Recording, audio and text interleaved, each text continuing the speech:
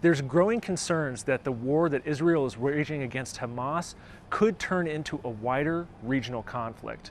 And the reasons for that can be seen over what's happened just in the last few days here in Israel, the Gaza Strip, and the wider Middle East.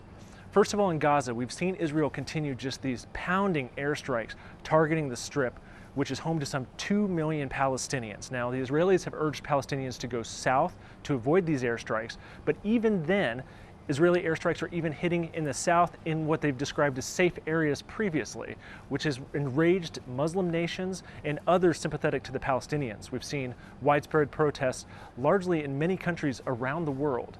Now, outside of the Gaza Strip, we're also seeing problems in Israel's West Bank, where Israel launched an unprecedented airstrike on Jenin, which saw a mosque destroyed and suspected militants killed. Now, the West Bank hasn't really seen that much militant activity, but it has been steadily rising in recent years, with Palestinian frustration over the fact that they still don't have their own state. Egypt and Israel have had a decades-long peace deal that have cemented basically the wider region, and that attack kind of drew into question what would happen if, for some reason, that peace deal was broken. And we've also heard from Egypt's president offering very harsh words about Israeli policy towards the Gaza Strip attacks, and has also raised the concern that Palestinians might be forced to leave Gaza and enter Egypt, something that the Egyptian president has said he does not want to see. Hamas is also suspected of receiving weapons from Iran as well.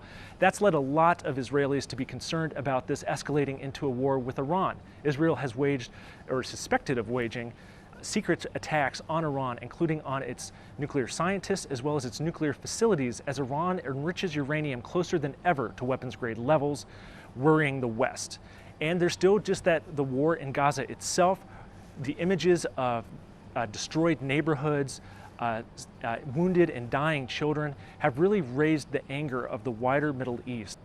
It's difficult to say what's going to happen next, but based on what Israeli military officials have said so far, the Israeli military at some point will launch a ground offensive into the Gaza Strip.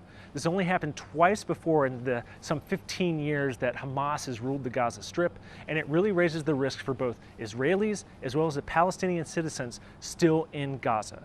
The reason is this.